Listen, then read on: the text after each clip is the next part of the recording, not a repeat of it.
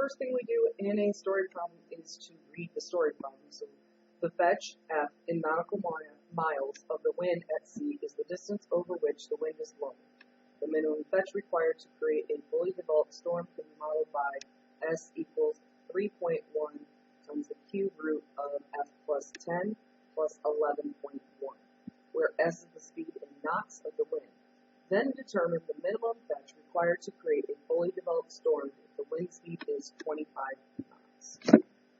So that's a lot of information in one little paragraph. So the first thing I do is to write out what is going on. So we first have the fetch, which is abbreviated as F, and that is in nautical miles.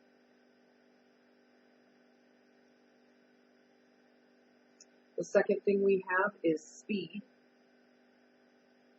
and it is abbreviated as S, and that is in knots. So now I know all my variables. I now need to figure out what it wants. It says determine the minimum fetch. So we want to know F when required to create a fully developed storm if the wind speed is 25 knots. So when S equals 25 knots.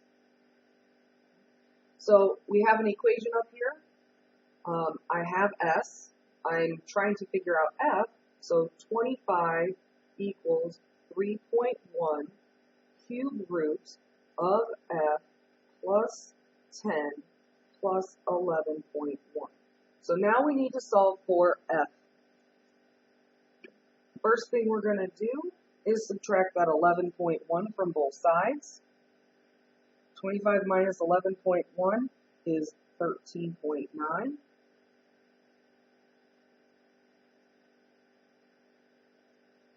Next, we need to get that 3.1 away from the cube root. So we are going to divide by it.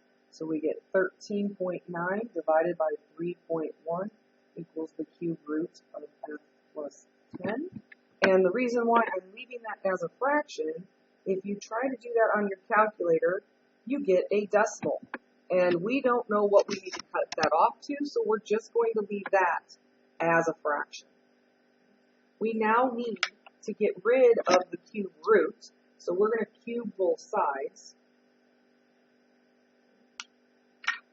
And we end up with, come over here for room, 13.9 over 3.1 cubed equals F plus 10.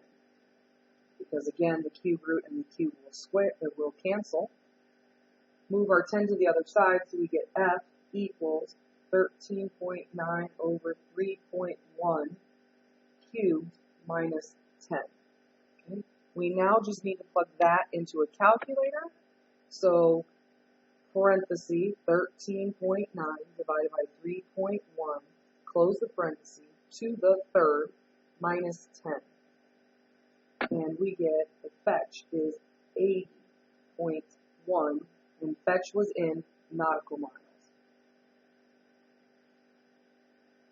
Please remember your units, because this is a story problem, so you always have to relate it back to the problem and write units on your answer. Okay, number 26. Before determining the dosage of a drug to give to a patient, doctors will sometimes calculate the patient's body surface area, or BSI. One way to determine a person's BSA is to use the following formula. BSA equals the square root of W times H all over 3,600, where W equals weight in pounds, H equals height in meters, and BSA is measured in square meters. Gustav weighs 160 pounds and has a BSA of about 2 square root of 2 meters squared. How tall is he in meters? So, first thing again, let's define what our variables are. We have body surface area, which they are calling BSA, and that is in meters squared. We have weight, which is W, and that is in pounds. We have height, which is represented as H, and that is in meters. So now, using our equation they gave us, they want to know when Gustav weighs 160 pounds and BSA of 2 root 2, what is height? So plugging those values in, we end up with 2 root 2 equals the square root of 160 times h, which is what we don't know, over 3,600. Simplifying this side a little bit, 3,600 is a perfect square, so the square root of 3,600 is 60. So we have the square root of 160h over 60, where the 60 is not inside the square root. To get rid of the 60, I will multiply both sides by that, and 2 times 60 is going to be 120, square root of 2, equals the square root of 160h.